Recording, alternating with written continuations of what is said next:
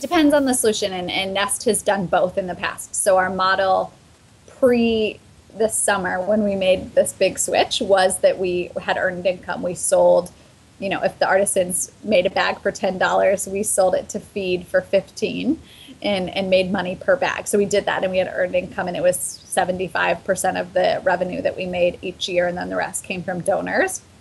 And so we did that for a long, long time, and there was, and so I know the benefits of that pretty well. And then we made this, drastic change where now we have companies sponsor us, and it's donor dollars, and it's much more like foundation support, and we're not involved in the transaction anymore.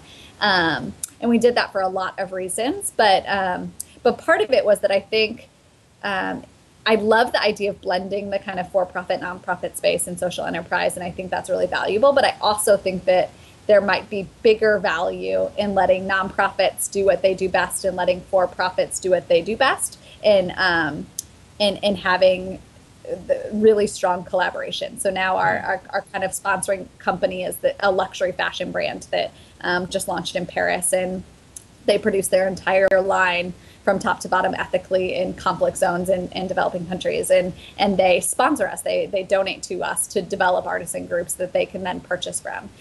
But that allows us to do what we do really well, which is developing artisan groups, and allows them to do what they do really well, which is marketing and selling and designing a product line. That's what they do. And so when we were kind of trying to be in that space, we weren't doing it well. And so I think there was a kind of a market failure that was happening because we were trying to be in a space that we shouldn't have been, and vice versa. When Mayat, who's our partner company, was trying to produce in artisan communities that needed all this training, they didn't have that expertise, nor did they have the money set aside to do that. And so to be able to work together to collaboratively help an artisan group it has proven in the very short life that we've been doing it to be a really powerful model. And we've seen a lot of our retail partners that we had been working with, Reef and Feed and all these other companies, loving that idea that we can really focus on this one piece of the puzzle and do it really, really well. And that will allow them to focus on their piece of the puzzle and do it really, really well.